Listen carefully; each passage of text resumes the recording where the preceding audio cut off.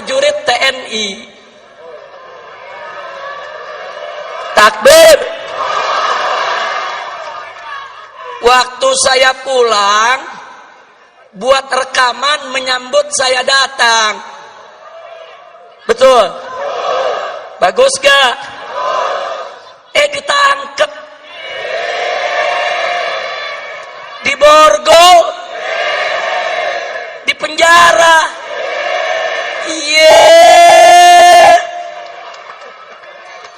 Ada lonte hina Habib.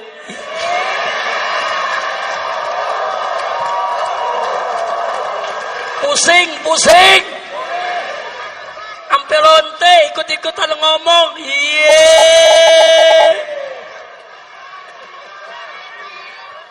Saudara, lanjut jangan. Ya lu jangan berisik dong. Saya nggak marah. Cuman ada umat yang marah. Ngancam mengepung lonte. Polisi kalang kabut jagain lonte. Iya. Assalamualaikum warahmatullahi wabarakatuh.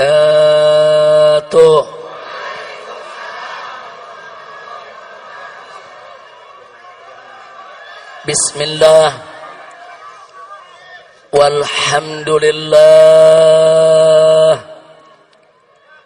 Wassalatu wassalamu ala Rasulillah wa ala alihi wa sahbihi wa mawalah. Ashhadu an la ilaha illallah wahdahu la syarika lah wa ashhadu anna sayyidana Muhammadan abduhu wa rasuluh la nabiyya ba'dah. Siyadatul habaib asy-syurafa wa sa'adatul ulama'il fudala wa jami'il hadirin al-hibba'il a'izza rahimakumullah. Fi hadhihi al-munasabati as-sa'idah wa bihadha al-ijtima'il mubarak la ansa an usiyakum jami'an wa nafsi bi taqwallah wa bi ta'ati Rasulillah sallallahu alaihi wa alihi wa sahbihi wa sallam. Fa nas'alullah subhanahu wa ta'ala an yahdiyana ila siratihil mustaqim wa yaj'alana minal muttaqin wa yudkhilana jannatahu jannatan na'im bihaqqi sayyidil mursalin walhamdulillahi rabbil alamin. Taqabbalallahu minna wa minkum fataqabbal ya karim. Kepada para habaib, para alim ulama, para kiai, kepada segenap kaum muslimin dan muslimat rahimakumullah, saya menyampaikan berjuta terima kasih dan penghargaan yang tinggi kepada semuanya atas kehadirannya pada acara peringatan Maulid Nabi besar Muhammad sallallahu alaihi wasallam. Semoga tidaklah Anda pulang dari tempat ini nanti kecuali dosa kita semua diampuni oleh Allah Subhanahu wa taala. Kesalahan kita dimaafkan. Kemudian urusan kita semua dimudahkan dan kita semua dijadikan sebagai orang-orang yang salihin. Amin ya rabbal alamin. Ahibba'il kiram, Nabi yang kita peringati maulidnya pada malam hari ini adalah seorang manusia yang memiliki akhlak yang sangat agung. Keagungan akhlak beliau dipersaksikan langsung oleh Allah Subhanahu wa taala melalui firman-Nya. Wallahu subhanahu wa ta'ala qala fi akhlaqi nabiyhi sayyidina Muhammadin sallallahu alaihi wasallam wa innaka la'ala khuluqin azim. Sesungguhnya engkau wahai Rasul, sesungguhnya engkau wahai Nabi, la'ala betul-betul sungguh-sungguh berada di atas khuluqin azim, akhlak yang agung. Artinya Nabi alaihi salatu wassalam memiliki akhlak yang sempurna, akhlak yang sangat mulia, akhlak yang teramat agung. Itulah Nabi kita Sayyiduna Muhammad sallallahu alaihi wasallam. Untuk menggambarkan keagungan akhlak Nabi, saudara, kita tidak akan pernah mampu untuk memaparkannya secara tuntas. 1 jam ceramah tidak akan pernah cukup. 1 tahun pun kita jelaskan tidak akan pernah habis. Seumur hidup kita sekalipun tidak akan pernah ada kesudahannya untuk menggambarkan kesempurnaan keagungan akhlak Nabi Muhammad sallallahu alaihi wasallam. Kenapa? Saking sempurnanya, saking agungnya. Namun sungguh pun begitu, ada satu ungkapan yang teramat indah di dalam menggambarkan keagungan akhlak Nabi. Kalimat tersebut diucapkan oleh istri Nabi tercinta Sayyidatuna Aisyah radhiyallahu ta'ala anha. Tatkala beliau ditanya oleh seorang tabi'in, ya ummal mu'minin, wahai ibu orang yang beriman, kaifa kana khuluqun nabi sallallahu alaihi wasallam, bagaimana sih sebetulnya akhlak Nabi? Ini pertanyaannya, saudara. Lalu apa dijawab oleh Sayyidatuna Aisyah As-Siddiqah binti Siddiq radhiyallahu ta'ala anhuma? Beliau menjawab dengan kalimat yang singkat, padat, ringkas, jelas, menunjukkan kecerdasannya di dalam memilih kata, saudara. Di mana beliau katakan, kana khuluquhul Qur'an. Akhlak Nabi adalah Al-Quran. Itu aja jawaban Siti Aisyah. Bahwa Siti Aisyah enggak bicara panjang lebar, saudara. Siti Aisyah enggak repot-repot mengungkapkan dengan aneka ragam untayan kalimat. Beliau cukup mengatakan pada saat ditanya, bagaimana sebetulnya akhlak Nabi? Beliau menjawab, akhlak Nabi adalah Al-Quran. Artinya, saudara, kalau kita ingin bicara akhlak Nabi, kemana Al-Quran menuntun, kesanalah Nabi kita berjalan, saudara. Bagaimana Al-Quran itu mengatur, itulah yang dilakukan oleh Nabi, saudara. Dan bagaimana Al-Quran itu menentukan jalan hidup, begitulah jalan hidup Nabi kita Sayyiduna Muhammad sallallahu alaihi wasallam. Al-Quranul Karim mewajibkan aneka ragam kewajiban. Demi Allah, tak satu pun kewajiban pernah ditinggalkan oleh Nabi alaihi salatu wassalam. Al-Quranul Karim mengharamkan aneka ragam di Muhammad sallallahu alaihi wasallam. Oleh karenanya, saudara, bicara tentang revolusi akhlak berarti bicara suatu revolusi yang mengikuti jalan hidup Nabi Muhammad sallallahu alaihi wasallam. Bicara tentang revolusi akhlak berarti bicara tentang satu revolusi yang berdiri tegak di atas Al-Quran dan sunnah Nabi kita Sayyiduna Muhammad sallallahu alaihi wa alihi wa sahbihi wasallam. Nah, kenapa pada kesempatan ini kita mengingatkan tentang revolusi akhlak, saudara? Sebab Nabi kita tidaklah diutus kecuali untuk menyempurnakan akhlak. Nabi yang bersabda dalam satu hadisnya, au kama qala Nabi sallallahu alaihi wasallam, innama bu'ithu li utammima makarimal akhlak. Innama dalam bahasa Arab adatun min adawatil hasr. yaitu suatu kata yang biasa digunakan untuk pembatasan, saudara. Innama kalau diterjemahkan dalam bahasa Indonesia, sesungguhnya hanya. Sesungguhnya hanya. Jadi kalau Nabi mengatakan innama bu'ithu, sesungguhnya aku ini diutus hanya.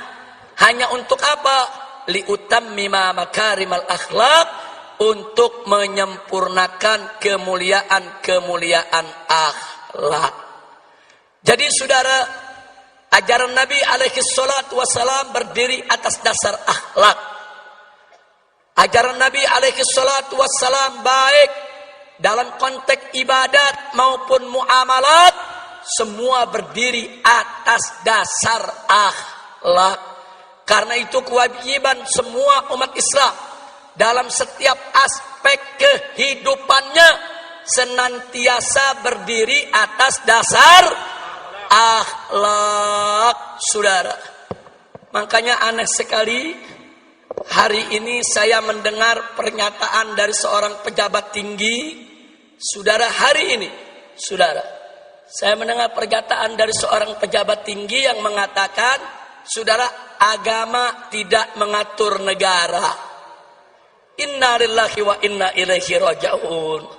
Saudara, orang yang berprinsip agama tidak mengatur negara, saudara, ini datang dari pemikiran liberal atau datang dari pemikiran ateis. Pemikiran liberal adalah mereka-mereka yang ingin membebaskan diri mereka dari ikatan agama. Sedangkan pemikiran ateis, saudara, mereka-mereka yang ingin mengatur kehidupannya tanpa ada ikatan kepercayaan kepada Tuhan, saudara. Dan ini sangat berbahaya di negara kesatuan Republik Indonesia yang berdasarkan ketuhanan yang Maha Esa, sebagaimana tertera dalam konstitusi negara, Undang-Undang Dasar 1945, pasal 29 ayat 1, bahwa negara Republik Indonesia berdasarkan ketuhanan yang Maha Esa. Jadi para founding father itu para pendiri bangsa, dari sejak awal kemerdekaan kita sudah menetapkan bahwa Indonesia berdasarkan tauhid. Indonesia berdasarkan tauhid, berdasarkan ketuhanan yang Maha Esa. Yang oleh karenanya setiap kebijakan dalam negara kesatuan Republik Indonesia tidak boleh lepas dari nilai-nilai luhur ketuhanan yang Maha Esa. Sehingga setiap kebijakan apa saja di dalam pengelolaan negara Republik Indonesia tetap harus mengacu kepada ajaran agama. Sehingga semua kebijakan di dalam pengelolaan negara Republik Indonesia harus berdiri atas dasar akhlak, saudara. Takbir. Jadi kalau ada pejabat tinggi mengatakan agama tidak boleh mengatur negara, jadi negara mau diatur pakai apa? Mau jadi negara PKI, mau jadi negara ateis, mau jadi negara setan, mau jadi negara iblis. Maka itu saya tanya semua saudara, dasar negara kita apa? Ketuhanan. Ketuhanan yang Maha Esa itu, saudara, adalah dasar tauhid. Apa kalimat tauhid kita? Semuanya la ilaha illallah. Lagi. Sekali lagi.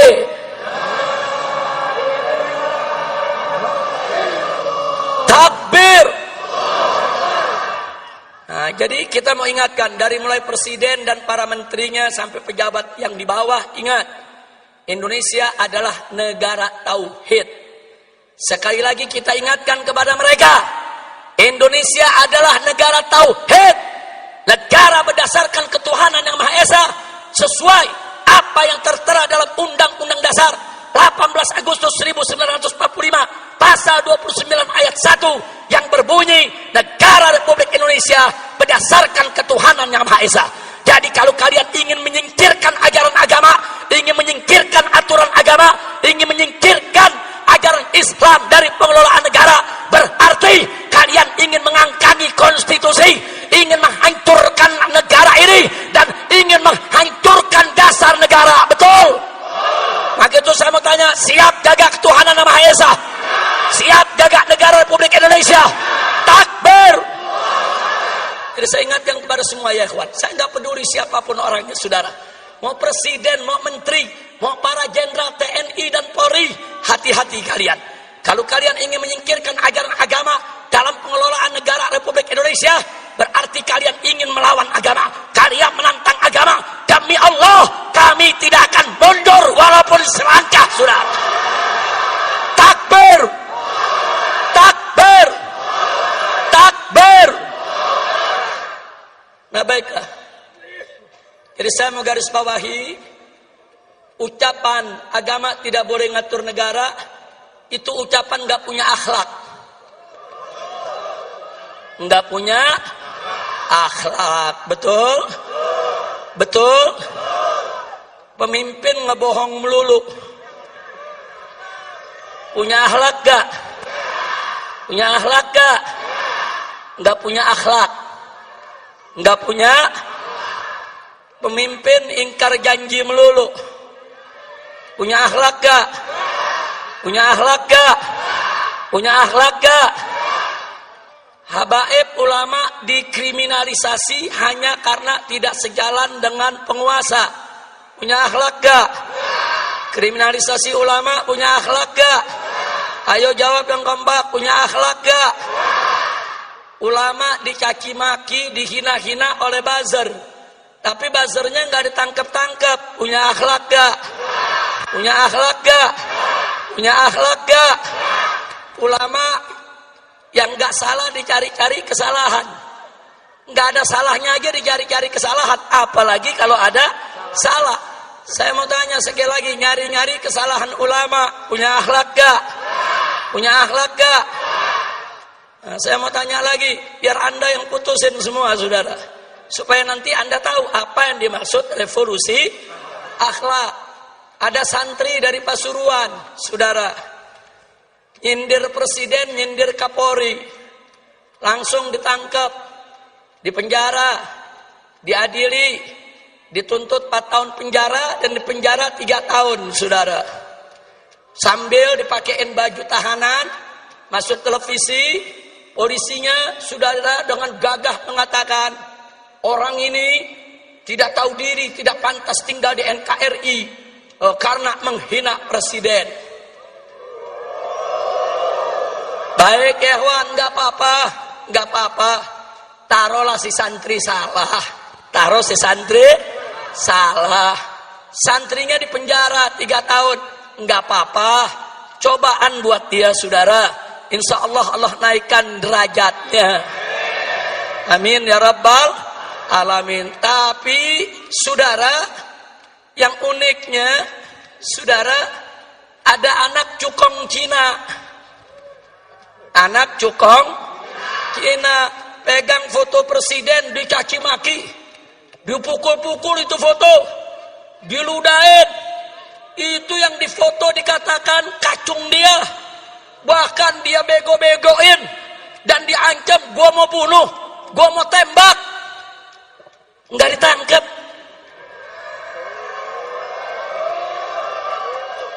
Saya tanya, punya akhlak gak? Ini negara saudara yang mimpin.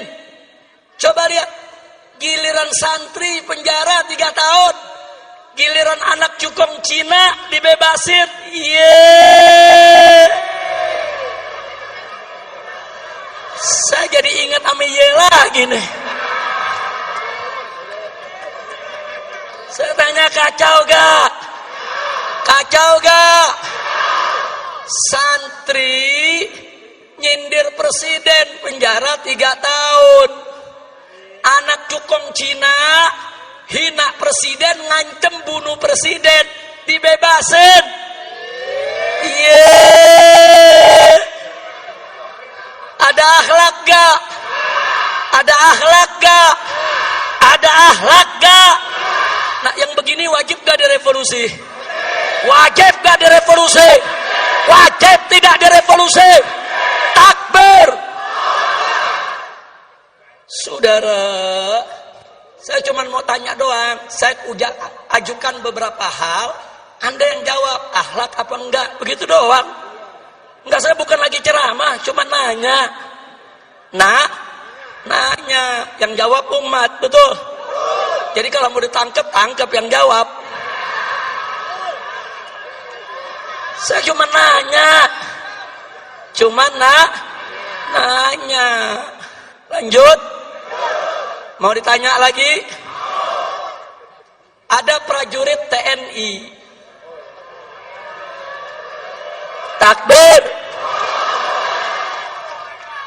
Waktu saya pulang, buat rekaman menyambut saya datang. Betul? Bagus gak? Ditangkep. Diborgol. Di penjara.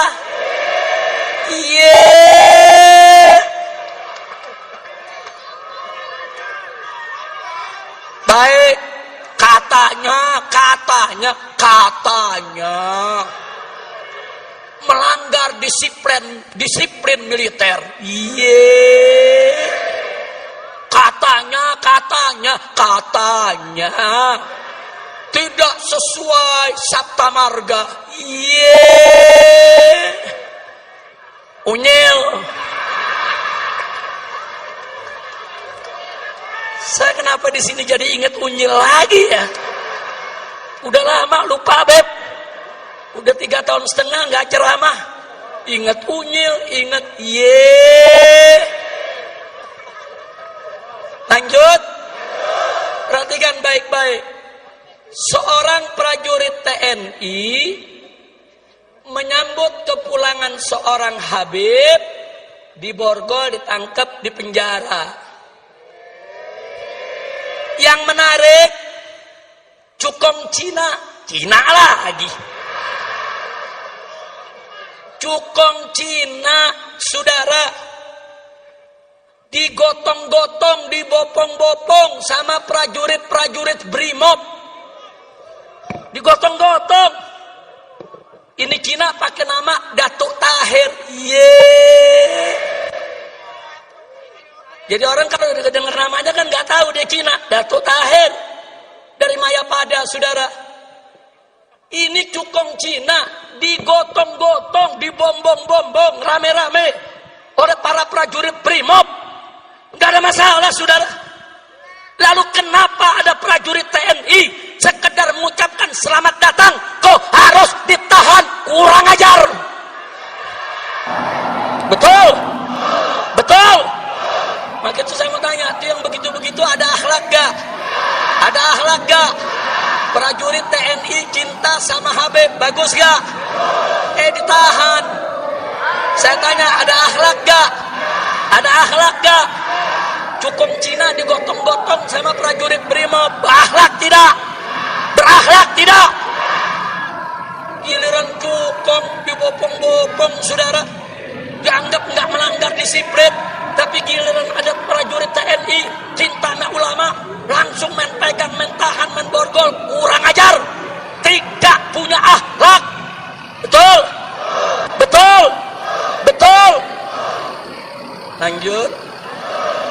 Lanjut.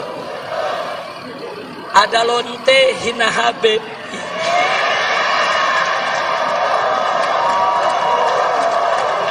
Pusing. Sampai lonte ikut-ikutan ngomong.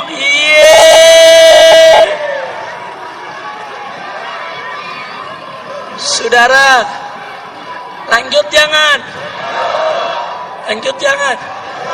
Ya lu jangan berisik dong. Saya nggak marah, cuman ada umat yang marah, ngancam mengepung lonte. Polisi kalang kabut jagain lonte. Iya. Kacau. Lonte hina Habib dijaga polisi.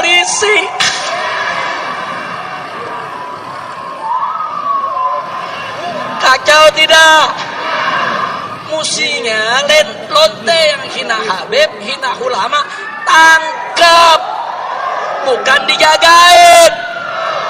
Polisi jawab, tapi ada ancaman Habib, maka jildu tangkap. Betul? Ditangkap enggak? Dijagain. Yeah. Jangan-jangan minta jatah kali.